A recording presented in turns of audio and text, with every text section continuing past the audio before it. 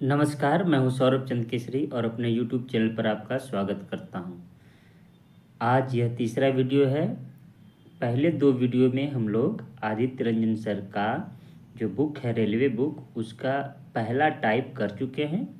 ये तीसरा वीडियो है और टाइप 2 में कुछ ज़्यादा क्वेश्चन है, इसलिए इसको 3 वीडियो में हम लोग कवर करेंगे। यह पूरा का पूरा चैप्टर वाइज प्लेलिस्ट में बना दूंगा।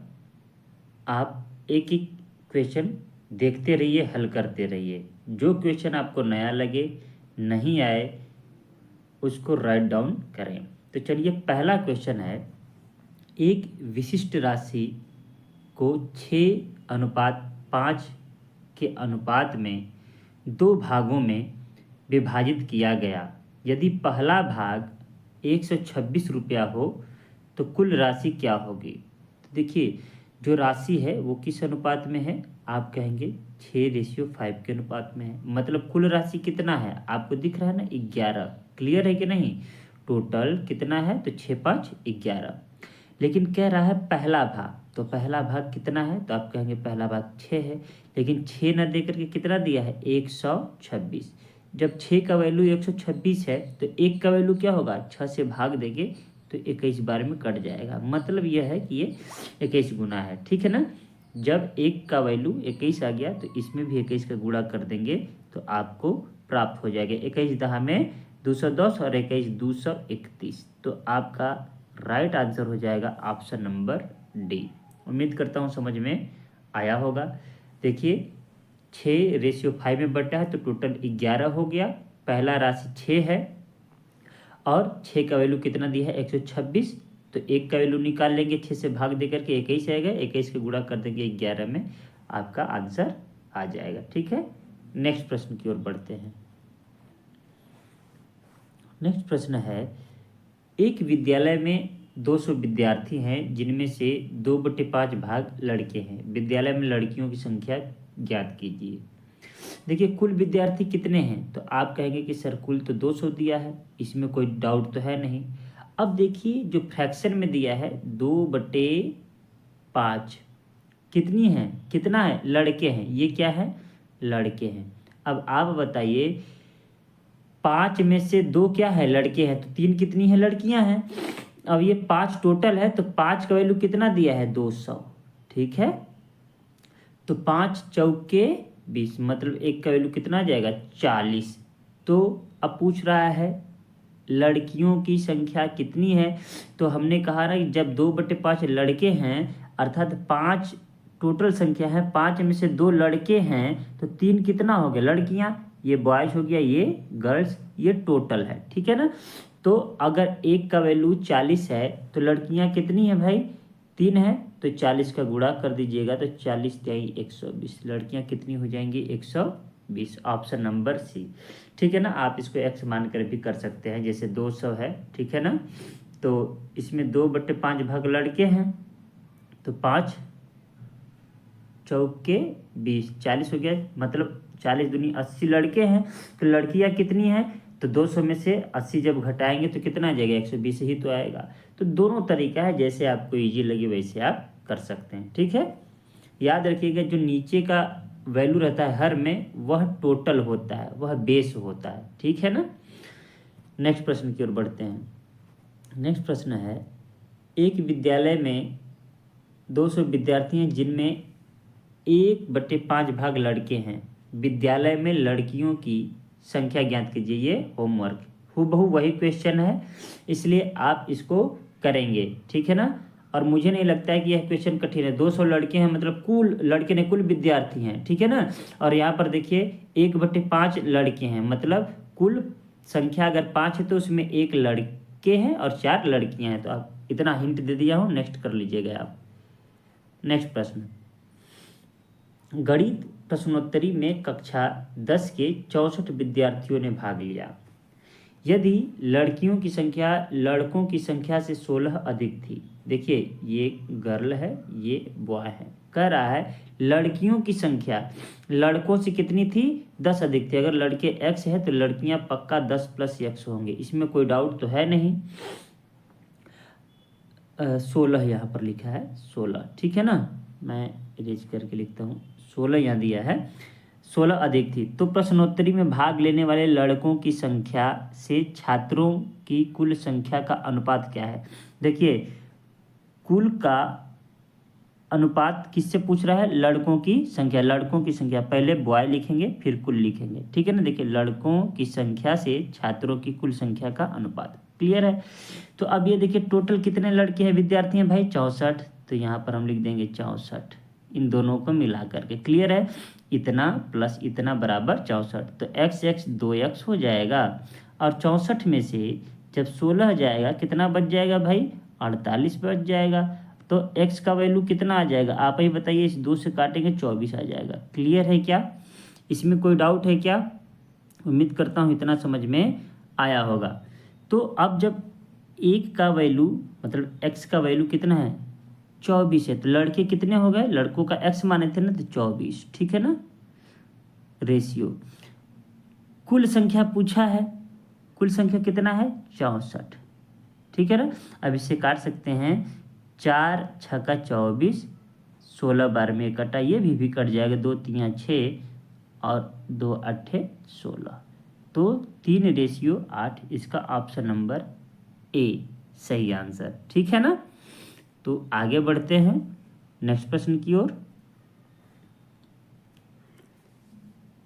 एक 2 अंकों की संख्या का उसके अंकों के योग से अनुपात 7 संबंधी 1 है।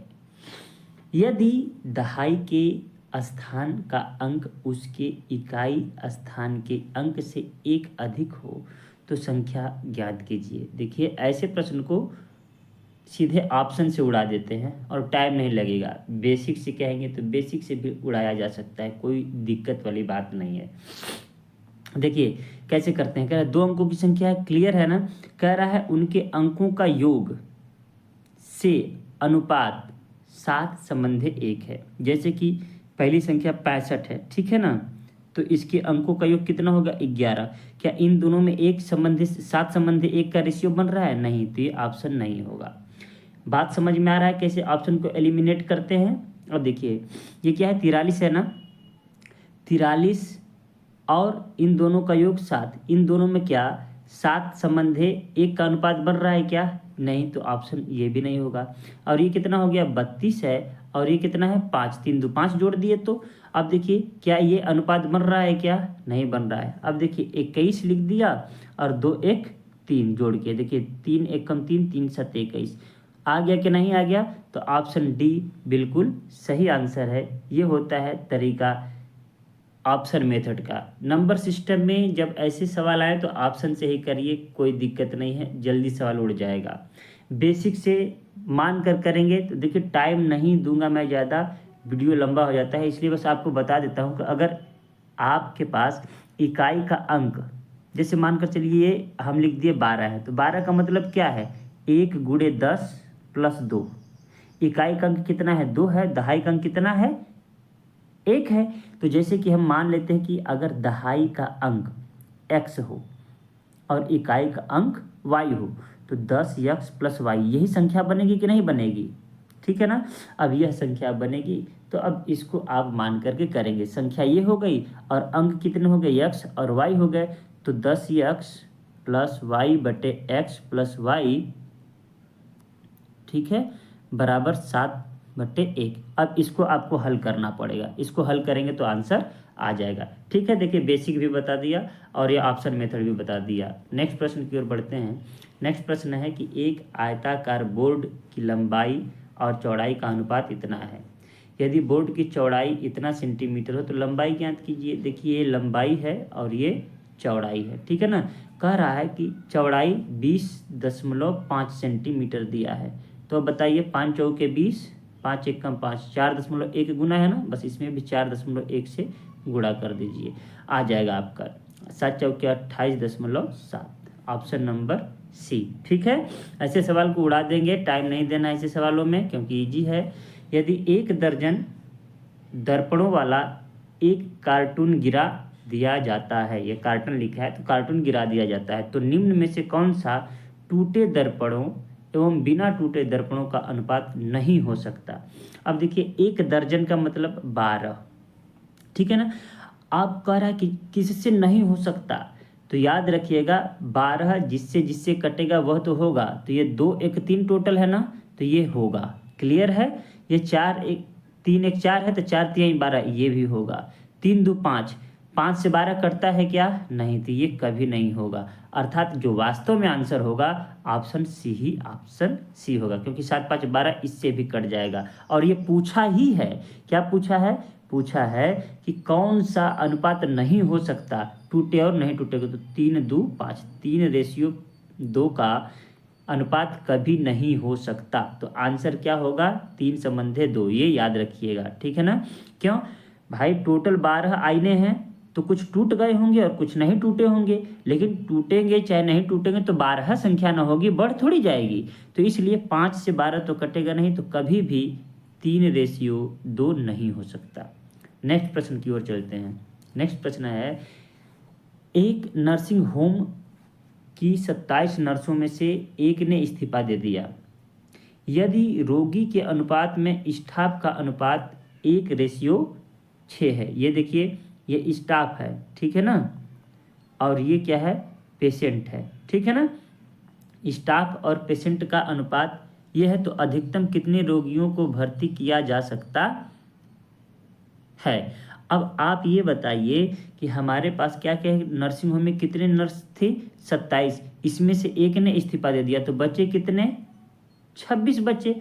अब आप बताइए एक पेशेंट पर कितने लोग हैं, तो आप कहेंगे कि सर एक पे तो 6 लोग हैं, तो 26 पे 6 लोग, 6 6 के 36, एक ही ऑप्शन में इकाई का अंक 6 है, आंसर हो जाएगा 156।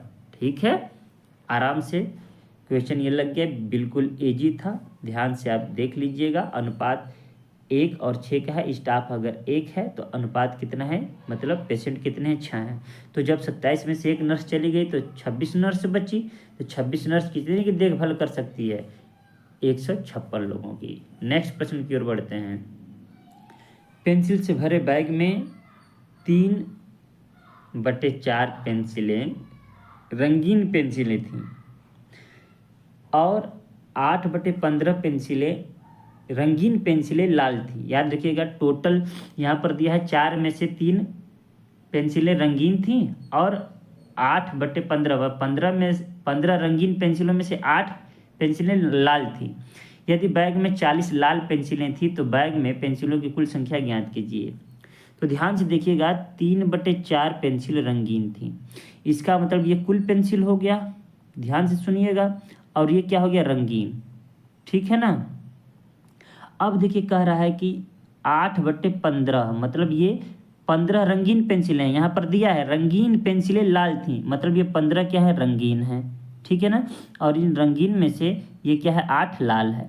लेकिन कह क्या रहा है, बैग में 40 लाल पेंसिलें हैं, यहाँ पर आप देख पा रहे हैं ये 40 लाल पेंसिल दिया है ना। और यहाँ पर कितने लाल पेंसिल हैं, 8 है, तो 8 न देकर कितना दिया है, 40, मतलब 5 गुना दिया है। अरे बोलिए हाँ, 5 गुना दिया है कि नहीं, तो इसका मतलब रंगीन पेंसिल भी तो 5 गुना होगा, तो 15 5 75, कुल रंगीन पेंसिल कितना हो गया, 75। लेकिन यहाँ पर देख रहे हैं रंगीन कितना है, 3 दिया है, जबकि अभी हम कितना निकाले, रंगीन 75 निकाले, तो मतलब 25 3 75, 25 गुना है ना।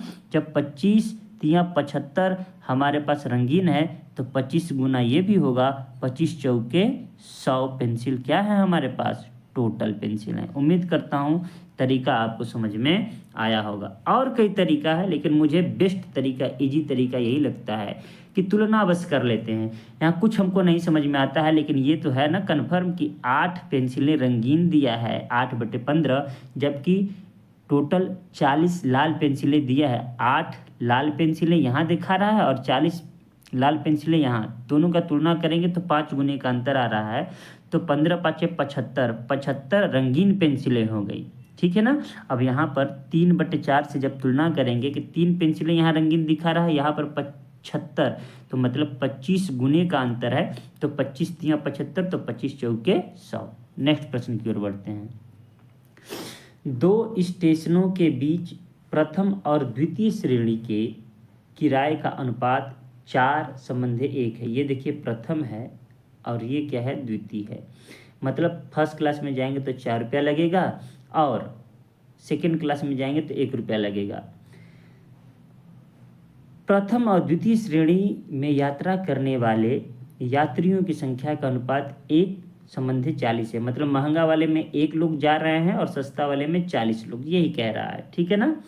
यदि कुल किराए के रूप में 1100 एकत्र हुए तो प्रथम श्रेणी से एकत्र की गई राशि ज्ञात कीजिए। प्रथम श्रेणी से राशि पूछ रहा है कि नहीं, इसका राशि कितना हुआ। तो देखिए कुछ नहीं है, हम कह रहे हैं कि 4 रुपये वाले में 1 लोग गए तो 4 रुपया ये हो गया, 1 रुपये वाले में 40 लोग गए तो 40 ये हो गया, कुल कितना हो गया। तो कहेंगे कि 44 हो गया सर। लेकिन 44 नहीं, कह रहा है कि किराए के रूप में 1100, कितना 1100 एकत्र हो रहा है। तो ये देखिए 11 चौके 44, 4 बार में कटा कि नहीं कटा। और जब ये 4 बार में कटा, 4 से 100 को काटेंगे तो 25 बार में कटेगा। कितनी बार में, तो 25 बार में। तो यहाँ पर 1 का वैल्यू कितना हो गया, 25। अब पूछ रहा है कि प्रथम श्रेणी से, तो 25 प्रथम श्रेणी से कितने हैं, 4 है, तो 25 चौका 100, ठीक है ना। तो प्रथम श्रेणी में 25 गुणते 4 करेंगे बराबर 100। ये हो गया आपका आंसर। उम्मीद करता हूँ ये भी प्रश्न आपको समझ में आया होगा और बेहद आसान है, कि समझने वाली बात ही नहीं है कि नहीं समझ में आएगा। नेक्स्ट प्रश्न की ओर बढ़ते हैं कि एक मिठाई की 250 ग्राम में 20 ग्राम काजू और 30 ग्राम बादाम है, ठीक है। इसी मिठाई की 350 ग्राम मात्रा में काजू और बादाम क्रमशः कितने ग्राम होंगे। तो 250 ग्राम है, पहले अनुपात निकाल लीजिए। 250 ग्राम कुल मिठाई है, ठीक है ना। अब कह रहा है 20 ग्राम काजू और 30 ग्राम बादाम है। कितना है भाई, 20 ग्राम ये काजू है, ठीक है ना, और 30 ग्राम बादाम है, ठीक। अब सवाल आपसे पूछ रहा है कि इसी मिठाई की हूबहू यही मिठाई की 350 ग्राम अगर हम ले लेते हैं तो काजू और बादाम कितने ग्राम होंगे। तो 250 में पहले तो काजू बादाम का अनुपात क्या है, देखिए काजू और बादाम में जो अनुपात है 2:3 का है, इसमें कोई डाउट तो होगा नहीं। और इस 250 में से 50 ग्राम क्या है भाई, काजू और बादाम है, ठीक है ना। अब कह रहा है कि 350 ग्राम मात्रा में काजू और बादाम कितने प्रतिशत होंगे। तो आप देखिए ये 250 में से 50 ग्राम क्या है, काजू बादाम है, तो कितने परसेंट हैं। परसेंटेज निकालने के लिए 100 से गुणा कर देंगे तो 5 5 25 मतलब 20% हैं, ठीक है ना। देखिए 5 5 25, 5 बार में कटा, 100 से गुणा करेंगे तो 5 से 20 बार में 100 कटेगा, 20% है। तो इसका भी 20% आप निकाल दीजिए ना। जब 20% निकालेंगे तो कितना आ जाएगा, 70 आ जाएगा। बोलिए हाँ, 70 ग्राम तो काजू बादाम है। और इस 70 ग्राम को किस अनुपात में बांटना है, काजू और बादाम को 2:3 में, मतलब टोटल कितना हो गया, 5। क्लियर है। और यहाँ पर कितना है, 70, तो 1 का वैल्यू कितना हो जाएगा, 14 5 70, ठीक है ना, 14 गुना है, ठीक है ना। अब क्या पूछा है आपसे कि काजू और बादाम, तो 14 दूनी 28 और 14 तियाँ 42, ठीक है ना। 28 क्या हो जाएगा काजू और 42 ग्राम क्या हो जाएगा बादाम। उम्मीद करता हूँ समझ में आया होगा। क्यों, क्योंकि इसमें 250 ग्राम में दे दिया है। 250 ग्राम में क्या है, 20 ग्राम हमारे पास काजू है और 30 ग्राम बादाम है, तो टोटल 50 ग्राम काजू बादाम है, मतलब उस 250 ग्राम के मिठाई में 20% मात्रा है। अब वो किस अनुपात में है, 20-30 है, मतलब 2-3 के अनुपात में है। तो उसी तरीके से 20% किस में निकालेंगे, 350 ग्राम में, 70 ग्राम आ जाएगा। 70 ग्राम काजू बादाम है। अब ऑप्शन से भी आप कर सकते थे कि इन्हीं दोनों का योग क्या है, 70 है। 70 तो खैर इनका भी हो जाएगा, हल करना ही पड़ जाएगा, ठीक है ना। 3 2 5, 5 का वैल्यू 70 तो 1 का वैल्यू 14, आप आराम से निकाल सकते हैं। नेक्स्ट प्रश्न की ओर बढ़ते हैं। एक बस में भरे हुए और खाली सीटों का अनुपात 1:4 है। जब तक बस शुरू हुई कुछ और यात्रियों ने बस में प्रवेश करने की कोशिश की, जिससे अनुपात 4:1 हो गया। क्लियर है। लेकिन जैसा कि वे प्रयास में असफल रहे, वे पिछली बस के समान क्षमता वाली एक खाली बस में बैठे थे। इस बस में खाली सीटों से भरी हुई सीटों की का अनुपात ज्ञात कीजिए। इसमें खाली सीट और भरी हुई सीट की बात कर रहा है। तो देखिए, आप प्रारंभ में जब देखेंगे तो कई तरीका है, मैं आपको 100 मानकर भी बता सकता हूँ और ऐसे भी बता सकता हूँ। पहले ये देखिए, कुल सवारी कितनी है, 1 संबंधी 4, 4 संबंधी कुल तो 5 दिख रहा है कि नहीं, इसमें कोई दिक्कत है ना। कुल सवारी कितने हैं, 5 है, कोई डाउट इसमें। अब आप बताइए, इसमें से जो पहले हैं, ये पहले, ये भरी हुई, ठीक है ना, और ये खाली, ठीक है ना। मैं ऐसे लिख देता हूँ कि पहले भरे हुए कितने थे, आप कहेंगे 1, खाली कितनी थी, 4, ये ना दिया है। भरे हुए और खाली का अनुपात यहाँ पर आप देख सकते हैं 1:4 है, यहाँ पर 1:4 है, तो हमने 1:4 लिख दिया, ठीक है ना। अब जब बाद में बात आएगी, बाद में क्या होगा कि जो खाली वाला है वो और भरे हुए अनुपात में भरी हुई और खाली में 4:1 का अनुपात हो जाता है। क्लियर है कि नहीं, क्लियर है, ठीक है। अब आपसे पूछ क्या रहा है कि वे पिछली बस के समान क्षमता वाली एक खाली बस में बैठे थे। इस बस में खाली सीटों से भरी हुई सीटों का अनुपात आपको ज्ञात करना है। तो आप ये बताइए कि भरी हुई कितनी है, 40 और 4, ठीक है ना। भरी हुई कितनी है, 4 है, ठीक है ना। खाली हुई की बात अगर हम करते हैं तो भरी हुई सीटों में से एक सीट हमारा पास खाली, माइनस कर दिए, अनुपात टोटल कितने सीट हैं, 5 सीट हैं। 5 सीट में से जब ये बताइए 4 भरी हुई है, 1 खाली है, तो 4 - 1 करेंगे तो 3 बचेगा ना, है कि नहीं। तो 3 माइनस करेंगे तो कितना अनुपात होगा, 3:2, ठीक है ना। ये हो जाएगा आपका आंसर, 3:2, ऑप्शन नंबर सी। एक और तरीका क्या है, 3 तरीके से हल कर सकते हैं। देखिए, अगर आप कुल 100 मान लेते हैं कि माना कुल कितने हैं, 100 यात्री हैं, ठीक है ना, 100 यात्री हैं। 100 मानेंगे तो और आसानी से लग जाएगा। देखिए 100 यात्री हैं, तो 100 यात्री हैं तो पहले ये टोटल अनुपात कितना है, 5 है, ठीक है ना। तो 5 से हम भाग दे देंगे तो 20 आ जाएगा। अब 20 आया तो मतलब पहले जो भरी हुई सीट थी वो 20 थी और खाली कितनी थी, 80 थी।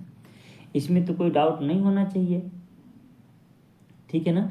अगर हमारे पास 20 है तो हम क्या करते हैं कि पहले 1:4 के अनुपात में है, तो खाली कितने हैं, 80 हैं, और भरे कितने हैं, 20 हैं। और जब नया अनुपात बनता है तो वो क्या बन जाता है, वो बन जाता है 80 और 20 का, उल्टा हो गया है ना। देखिए ना, 1 4 और 4 1, है कि नहीं। तो अब आप बताइए ना कि ये 20 से 80 हो गया, कितना का वृद्धि हुआ, तो आप कहेंगे सर 60 का वृद्धि हो गया। दूसरे पेन से लिखता हूँ ताकि समझ में आएगा, कितने का वृद्धि हो गया, तो आप कहेंगे 60 का वृद्धि हो गया। यहाँ पर कितने की कमी हो गई, 60 की, है ना। तो हमसे पूछा है कि नया अनुपात क्या है, तो जब 60 का वृद्धि हुआ तो 60 लिखेंगे, ठीक है ना। और 100 में से 60 गया तो कितना बचा, 40 लिखेंगे। इसमें से कोई डाउट है क्या। देखिए हूबहू मैंने यही चीज़ किया है और कुछ किया ही नहीं है। मैं इससे और तरीके से करके दिखाऊंगा। तो 20 दूनी 40 और 20 3 60, 3:2, बिल्कुल आसानी से ये सवाल लग गया। अगर फिर भी नहीं समझ में आया तो फिर से एक बार मैं इसको प्रयास करता हूँ ताकि आपको बेहद आसानी से मतलब यह सवाल आ जाए। देखिए, मुझे उम्मीद है कि दूसरा तरीका आपको समझ में आ गया होगा, लेकिन मैं फिर से पहले तरीके को समझा देता हूँ ताकि डाउट ना रहे। पहले क्या है कि टोटल 5 है, 5 में से भरा हुआ 1 है और खाली कितना है भाई, तो खाली हमारे पास 4 है। ये 1 भरा हुआ है, ये खाली कितना है, 4 है। लेकिन अब अनुपात क्या हो रहा है कि 4 और 1 का हो जा रहा है। मतलब आप यहीं से देखिए ना, यहाँ पर कितना हो गया, तो 3 बचा कि नहीं बचा, ठीक है ना। तो जब आप सोचिए कि यहाँ पर हमारे पास 3 हो गया तो टोटल संख्या कितनी है, टोटल तो 5 है, ये टोटल 5 है ना भाई, टोटल 5 है। तो 5 में से 3 जब भर गया तो दूसरा खाली वाला कितना बचेगा, 2 ही ना बचेगा। तो इसमें टाइम लगने वाली कहाँ है, मैं उतना लिख करके बता रहा था। दोनों तरीके से आप कर सकते हैं। हमने कहा कि 1 संबंधित 4 है और यहाँ पर फिर खाली और भरे हुए और खाली का 4 और 1 हो गया। तो जो हमारा भरा हुआ था वो 4 हो गया, तो 1 से 4 कितना वृद्धि हुआ है, तो आप कहेंगे 3 वृद्धि हुआ है, तो हमने 3 लिख दिया। अब टोटल 5 ही है तो 3 और 2 5, तो 2 अपने आप ही लिख देंगे। बात समझ में आई कि नहीं, उम्मीद करता हूँ समझ में आया होगा। फिर भी ना समझ में आया हो इतना समझाने के बावजूद तो आप निश्चित रूप से कमेंट जरूर कीजिएगा। नेक्स्ट प्रश्न की ओर चलते हैं। नेक्स्ट प्रश्न है कि सचिन और सहवाग के पास कुल 950 रुपये हैं। सहवाग से 250 रुपये लेने पर सचिन के पास उतनी ही राशि होगी जितनी सहवाग के पास पहले से थी। उन राशियों का अनुपात ज्ञात कीजिए जो प्रारंभ में सहवाग और सचिन के पास थी। देखिए पहली बात तो ये है कि हमारे पास क्या है, मैं इस सवाल को तुरंत उड़ा दूंगा। हमारे पास कुल राशि कितनी है, 950। क्लियर है कि नहीं। अब देखिए ऑप्शन मेथड से कैसे करते हैं, बेसिक मेथड से कैसे करते हैं, मैं बेसिक मेथड पहले आपको बता देता हूँ। आप देखिए ये कुल 950 है तो ये कितना है, 9 7 16। क्या 16 से 95 कट जाएगा, क्या नहीं कटेगा, क्योंकि अनुपात में 9 7 16 है ना, तो ये नहीं कटेगा, तो ये ऑप्शन कभी नहीं होगा। 12 7 19, 19 से 95 कट जाएगा ना, 19 5 95 ऑप्शन हो सकता है। अब देखिए 13 9 22, क्या 22 से 95 कटेगा, क्या नहीं कटेगा, तो ये भी ऑप्शन कभी नहीं हो सकता है।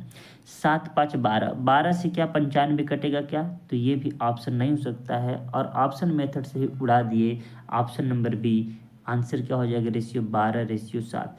मैं ये नहीं कहता कि हमेशा आपको ऐसा ऑप्शन मिल ही जाएगा, हो सकता है कि 2 एक 11 और 8 का अनुपात में हो जाता तो हम लगाते, लेकिन जब यहाँ पर मिल गया हमारे पास क्या, एक ही ऑप्शन है जो कि 95 को काट रहा है, तो option number B is right answer.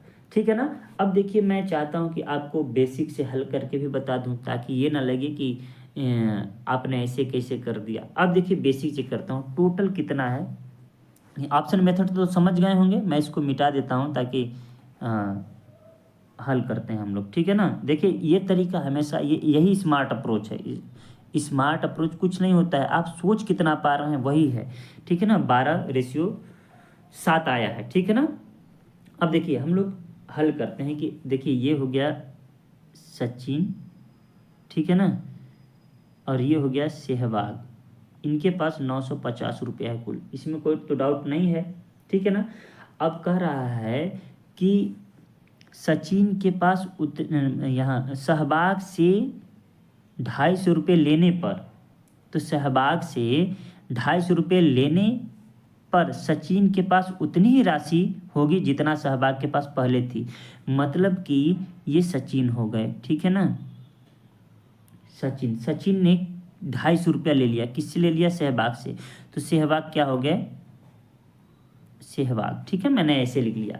Sachin ने जैसे ही सहवाग से 250 रुपये लिए तो सचिन के पास उतने रुपए हुए जितने कि सहवाग के पास पहले थे, तो ये दोनों आपस में बराबर ही होंगे, इसमें तो कोई दिक्कत नहीं है। तो हम ये तो कह सकते हैं योग कितना आ रहा है, 950, तो इन दोनों का अंतर कितना आएगा, 250। भाई ये दे दिया तो 250 इसके पास अधिक हो गया ना, अंतर कितना हो गया, 250। नहीं समझ में आया तो आप इसको जब इधर लाएंगे तो ये माइनस हो जाएगा, इधर जाएगा तो ये सचिन को इधर भेजेंगे तो क्या हो जाएगा, माइनस हो जाएगा। नहीं समझ में आया होगा तो ठीक है ना। तो मैं ये क्या लिखता हूँ, सचिन लिख देता हूँ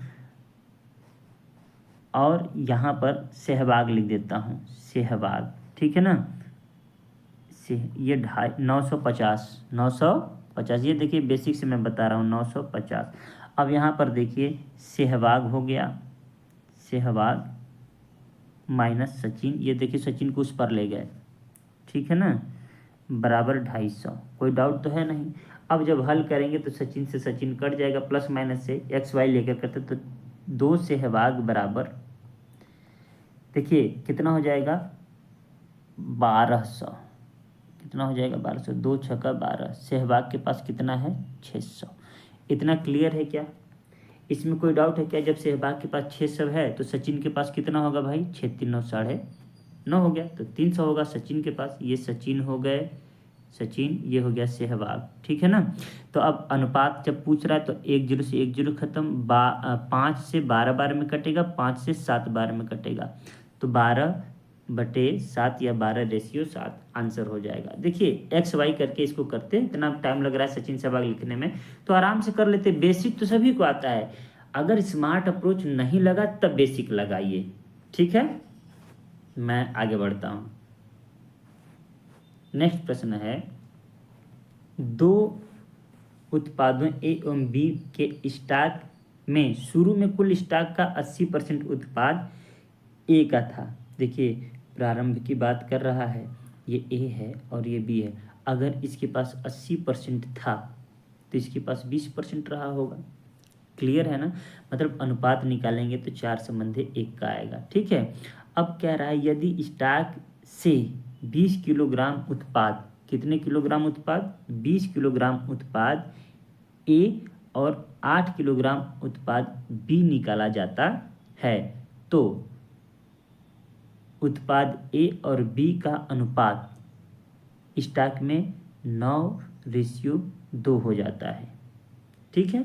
तो शुरुआत में कुल स्टॉक कितना था? तो देखिए एक तरीका आपको बताता हूँ कि इस तरीके निकाला जाता है या जोड़ा जाता है तो कैसे हल करते हैं, ठीक है ना। तो हमने क्या किया, आप 80 और 20 मान करके भी आराम से कर सकते हैं बेसिक वाला से। देखिए 80 और ये हमारे पास 20 था, तो ए ने 20 निकाला और ये इतना निकाला, तो अनुपात कितना हो जाता है? कह रहा है 9:2। तो शुरू में स्टॉक में कुल कितने प्रतिशत थे? ये प्रतिशत है तो ये हम नहीं लिखेंगे, हम वही जो मेथड मैं बताया हूँ आपको बता रहा हूँ वो ध्यान से देखिएगा। क्या मेथड है? रेशियो कितना है ए और बी का? ए और बी का रेशियो है 4:1 प्रारंभ में, ठीक है ना। जैसे ही इसमें से 20 किलोग्राम निकाला जाता है और इसमें से 8 किलोग्राम निकाला जाता है तो अनुपात कितना हो जाता है? 9:2 का, ठीक है ना। तो अब देखिए क्या करते हैं, इसका क्रॉस मल्टीप्लाई करिए, इसका क्रॉस मल्टीप्लाई करिए, 4 दूनी 8, ठीक है ना, और 9 एक कम 9, 8 और 9 का अंतर कितना आएगा? तो आप कहेंगे 1 आएगा। ध्यान से सुनिएगा तरीका, मैंने क्या किया, पहले 4 दूनी 8 किया, फिर 9 एक कम 9 किया, 9 और 8 का अंतर कितना आ गया? तो 1 आ गया। अब बराबर, अब जब कर दिए तो इन दोनों का क्रॉस मल्टीप्लाई करके अंतर लेंगे, तो देखिए 20 दूनी 40, 9 8 72, 40 और 72 का अंतर कितना आ जाएगा? 32। ध्यान से समझिएगा, बेसिक से जब हल करेंगे तो यही चीज़ आएगा, लेकिन हमको हल करने की ज़रूरत नहीं पड़ेगी। कभी भी जब निकाला जाता है या फिर डाला जाता है तो हम इस विधि का प्रयोग करते हैं। एक सवाल इस पे मैं अभी बनाकर दिखा रहा हूँ। पहले क्या करेंगे, पहले हम करेंगे इसका गुणा इसमें, ठीक है ना, और इसका गुणा इसमें, फिर दोनों का अंतर ले लेंगे। देखिए 4 दूनी 8 और 9 एक कम 9, 8 और 9 का अंतर 1 होता है। अब फिर हम इस 2 का इस 20 से गुणा किए, क्रॉस मल्टीप्लाई, इस 9 का इस 8 से किए, तो 20 दूनी 40 और 9 8 72, 72 और 40 का अंतर कितना है? 32, 1 का वैल्यू कितना आ गया? 32, ठीक है ना। तो टोटल पहले कितना था? टोटल कितना था? 5, तो बस 5 का वैल्यू निकाल दीजिए, 32 गुणते 5, 3 5 15, 160 kg। Option number D is right answer. समझ में आया क्या? अब ये कहेंगे कि ये कैसे कर रहे हैं, तो एक और इसी को और एक छोटा तरीका से कर सकते हैं। अगर ये हाथ पाँच लग रहा हो तो मैं इस तरीके से भी, आप इसको इस तरीके से भी कर सकते हैं। देखिए जैसे 4:1 ऐसे लिख लिए, बाद में कितना आया? 9:2, ठीक है ना। अब यहाँ से 20 निकल रहा है और यहाँ से 8 निकल रहा है, ठीक है ना, वही चीज़ करना है। तो अब क्या करिए, ऐसे लिख करके ये कर दीजिए कि 4 दूनी 8, 9 एकम 9। देखिए यहाँ पर 8 और 9 का अंतर कितना आया, 1 आया ना, तो यहाँ पर लिखिए 1 बराबर। अब क्या करिए, इन दोनों का गुणा करिए, ठीक है ना। नीचे 9 आठे 72 और 20 दूनी 40, 72 और 40 का अंतर कितना होगा, तो 32 आएगा। अब लिख दीजिए 32। जब 1 का वैल्यू 32 आ गया मेरे भाई, तो टोटल 5 है ना, तो 5 का वैल्यू कितना हो जाएगा, 160। बेहद आसानी से आप कर पाएंगे। आपको जैसे जो इजी लगे, ये है चाहे ये है, जो अच्छा लगे आप करते जाइए, ठीक है ना। उम्मीद करता हूँ समझ में आया होगा। मैं इस कॉन्सेप्ट को थोड़ा सा एक्सप्लेन करना चाहूँगा, थोड़ा सा बस। ये देखिए क्या करते हैं कि जैसे मानकर चलिए एक क्वेश्चन बना रहा हूँ कि दो संख्याएं 5:3 के अनुपात में हैं, ठीक है ना, ये प्रारंभिक है। यदि उनमें 7 माइनस कर दिया जाए, 7 घटा दिया जाता है ना, तो उनका अनुपात, तो नया अनुपात बन जाता है 4:5, ठीक है, 4:5। तो संख्या क्या था, संख्या क्या था, इस तरीके से प्रश्न आ गया। तो प्रारंभ में कितना है, 5 और 3, ठीक है ना। आपने क्या घटाया, दोनों में 7 घटाया, ठीक है, तो बन क्या गया, 4/5 बन गया। तो मैंने क्या किया था कि पहले इन दोनों का आपस में गुणा करके अंतर ले लिया था। देखिए 5 5 कितना होता है, 25, 4 3 12, 25 12 का अंतर कितना होता है, 13 बराबर। बात समझ में आया। देखिए 5 5 25 माइनस 4 3 12, 13 लिख लिया। अब 5 7 35 और 7 चौके 28, अंतर कितना आ जाएगा, 7। मतलब 1 का वैल्यू हम क्या लिख सकते हैं, 7/13। कुल संख्या कितना है, 8, ठीक है ना। अब इस तरीके से देखिए मैं बनाया हूँ इसलिए कट पिट नहीं रहा, लेकिन तरीका यही है, समझ में आया। तो हम क्या करते हैं, यहाँ पर या तो जोड़ेंगे, होता है ना कि 7 जोड़ दिया जाता है, 7 घटा दिया जाता है, तो इस मेथड का प्रयोग करिए। अगर कहा जाए कि एक में 7 जोड़ा जाता है और दूसरे में 7 घटाया जाता है, तो एक में जब जोड़ा जाएगा तो आप क्या करेंगे, आप एक में प्लस करेंगे और एक में माइनस करेंगे। तो जब यहाँ पर प्लस और माइनस होगा तो बस यहीं पर ध्यान देना है कि जो हम यहाँ पर बार बार अंतर कर रहे थे, जब चिन्ह यहाँ पर विपरीत हो जाएगा तो उसको आप क्या कर दीजिएगा, जोड़ दीजिएगा, ऐड कर दीजिएगा, ठीक है ना। चलिए ऐसा सवाल आएगा तो अभी मैं कराऊंगा, घबराना नहीं है, ठीक है ना। मुझे उम्मीद है कि ये पहला वाला जो तरीका है, क्वेश्चन है, वो समझ में आया होगा। आज का लास्ट क्वेश्चन हम लोग हल करते हैं, और लास्ट क्वेश्चन है हमारा ये। लास्ट क्वेश्चन है, कह रहा है कि यदि किसी त्रिभुज के कोणों का अनुपात 1:4:7 है, तो सबसे छोटे कोण का सबसे बड़े कोण से अनुपात, मतलब ये सबसे छोटे कोण का सबसे बड़े कोण के साथ अनुपात, छोटा कोण कितना है, 1 है, और बड़ा कोण कितना है, 7 है, तो आंसर 7:1 हो जाएगा। समझ में आया कि नहीं। अरे भाई अनुपात तो कभी बदलता है नहीं, ये देखिए 1 4 और 7, सबसे छोटा तो ये होगा, ठीक है ना, सबसे बड़ा ये होगा। अब कह रहा है सबसे छोटे कोण का सबसे बड़े कोण से, सबसे बड़ा कोण ये है, से छोटा 1, यही है। ये तो सवाल लगाने वाला भी नहीं है, कोई डाउट ही नहीं है इसमें। पूछता कि सबसे छोटा कोण क्या है, तो हम क्या करते कि 1 + 4 + 7 बराबर कितना हो गया, 12, ठीक है ना। अब 12 का कुल कोणों का योग कितना होता है, त्रिभुज के 180, तो 1 का वैल्यू कितना निकालते, 15।